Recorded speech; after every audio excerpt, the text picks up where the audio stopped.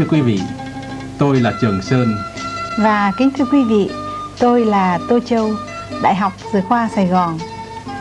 Thưa quý vị, trước kia tôi là kỹ sư của hãng hàng không Việt Nam Sài Gòn và hiện nay tôi làm với hãng hàng không Qantas.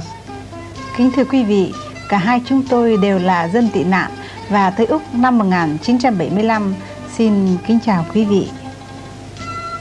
Thưa quý vị, trên màn ảnh này chúng tôi hân hạnh được hướng dẫn quý vị mọi thủ tục từ lúc quý vị rời trại tạm cư đến khi đặt chân lên miền đất mới, đó là Úc Đại Lợi.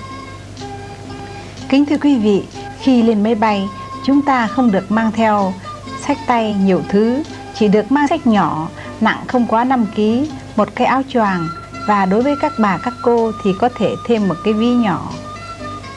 Bạn có thể mang theo radio hay máy cassette trong xách tay, nhưng ở trên phi cơ, bạn không được phép mở máy radio hay máy cassette vì làn sóng điện của máy có thể ảnh hưởng tới hệ thống viễn thông của phi cơ. Quý bạn không được phép mang khí giới như dao, súng trong xách tay của mình. Nếu có những khí giới vừa kể trong xách tay, nhân viên an ninh của phi cảng sẽ khám phá ra liền. Vì trước khi lên phi cơ, hành lý và xách tay của quý bạn sẽ được đưa vào một máy dọi điện tử để coi. Máy dọi điện tử này sẽ nhìn thấy thấu qua xách tay của bạn như trên màn ảnh này. Một điều chúng tôi xin lưu ý quý bà có cháu nhỏ là quý bà khỏi phải lo mang theo đồ ăn cho các em nhỏ. Trên phi cơ chúng tôi sẽ cung cấp miễn phí tất cả mọi thứ đồ ăn cho các em như sữa, chai đựng sữa và đồ ăn khác cho các em. Ngay cả tã lót chúng tôi cũng cung cấp đầy đủ. Khi cần quý bà chỉ việc hỏi tiếp viên phi hành của chúng tôi. Kính thưa quý vị, khi lên máy bay, quý vị cũng khỏi phải lo mang theo đồ ăn, thức uống. Chúng tôi cung cấp đầy đủ trên chuyến bay. Đối với các giấy tờ và vé máy bay do phái đoàn Úc cấp, bạn nên bỏ trong túi áo. Nếu đựng trong xách tay, bạn nên để ở chỗ dễ lấy, vì bạn sẽ phải xuất trình giấy này khi tới phi trường Úc. Bạn cũng nên thận trọng kẻo mất giấy tờ. Ngoài hành lý xách tay, mọi thứ hành lý khác đều phải đưa cho quầy soát vé ở phi trường để nơi đây ghi tên rồi chuyển thẳng lên phi cơ cho bạn. Khi tới Úc, bạn sẽ nhận lại hành lý này.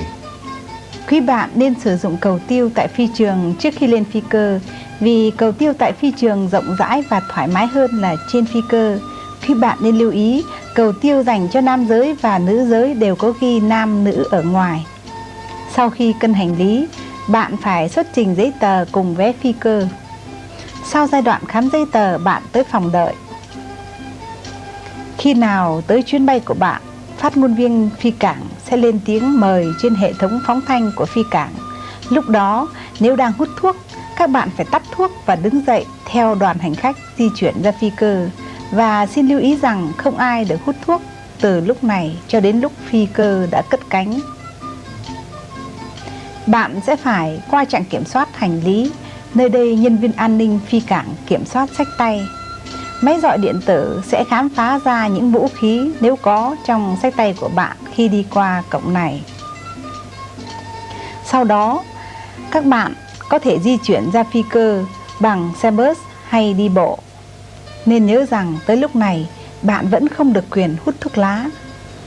Sau khi khám hành lý, bạn nên cẩn thận cất giấy tờ vào trong túi. Bạn chỉ cần trong tay một tấm boarding pass. Đây là tấm thẻ nhỏ mà nhân viên hãng hàng không phát cho bạn sau khi cân hành lý.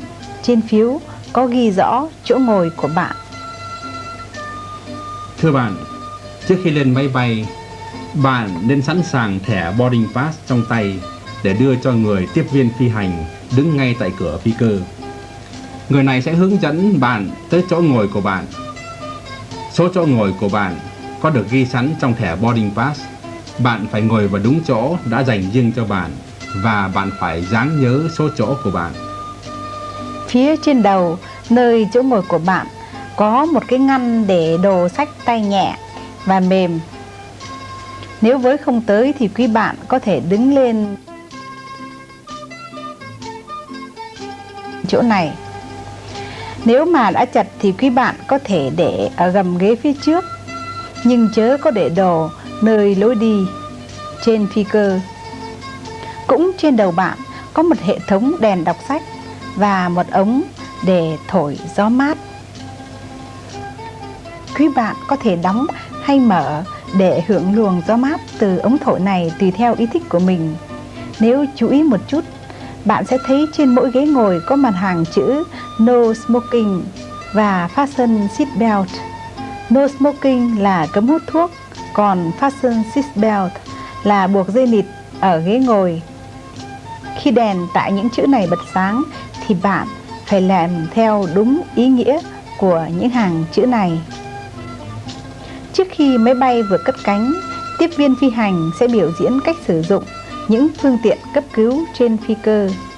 Có thể là bạn không hiểu được tiếng Anh.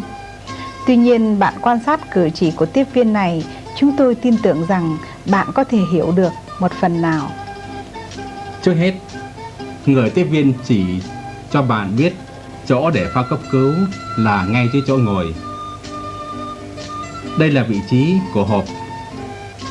Và sau đó, tiếp viên chỉ cho bạn cái hộp này màu vàng và mở ra.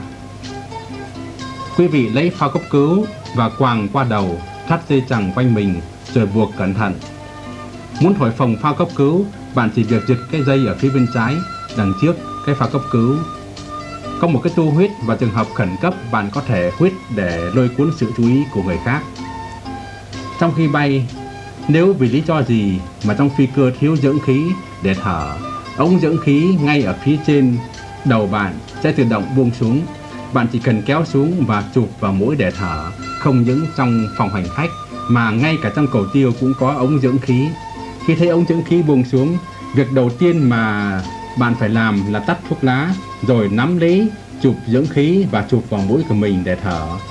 Khi trong máy bay đã có đủ dưỡng khí trở lại, tiếp viên của chúng tôi sẽ thông báo cho bạn để bỏ chụp dưỡng khí ra. Máy bay có tất cả 10 cửa, mỗi bên 5 cửa. Khi cần thì chính tay tiếp viên phi hành của chúng tôi sẽ mở những cửa này.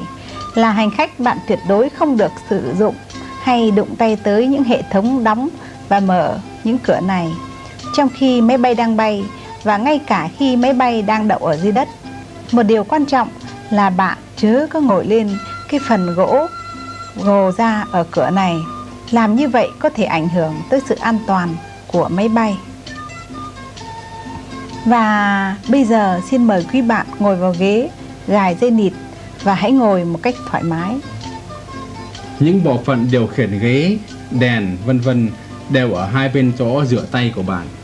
Bạn sẽ thấy một bên chỗ rửa tay có nút bấm để cho ghế ngả ra, nằm cho thoải mái. Tuy nhiên, chúng tôi cần lưu ý rằng, theo luật hàng không và cũng vì vấn đề an toàn cho hành khách, khi máy bay cất cánh hay đang đáp, tất cả hành khách không ai được để ghế ngả và phải dựng thẳng lên. Một bên chỗ rửa tay, bạn sẽ thấy một số nút, trong đó có nút bật đèn đọc sách cho bạn, nút chuông điện để kêu tiếp viên phi hành. Và bạn lưu ý là nút chuông điện này không phải là nút bấm, mà khi cần bạn phải kéo nó ra chuông mới kêu. Bên cạnh những nút vừa kể là những bộ phận dành cho hệ thống âm nhạc cho riêng bạn. Hệ thống nhạc nổi có 2 nút chính, một nút điều chỉnh lớn nhỏ và một nút có số để bạn lựa loại nhạc hợp với ý thích của mình. 2 nút này đều xoay chứ không bấm hay rút ra. Bên cạnh có 2 lỗ nhỏ, tiếp viên của chúng tôi sẽ phát cho bạn một máy nghe. Bạn cắm đầu ống nghe vào 2 lỗ này và đầu kia cho vào tai để nghe. Nếu bạn là người hút thuốc thì bạn an tâm rằng đồ đựng tàn thuốc ngay ở trên chỗ rửa tay của ghế. Bạn không những dùng nó để đựng tàn thuốc mà còn để chứa phần còn lại của điếu thuốc đã dùng. Xin lưu ý, trong phi cơ chia làm 2 phần dành cho người không hút thuốc và phần kia dành cho người hút thuốc.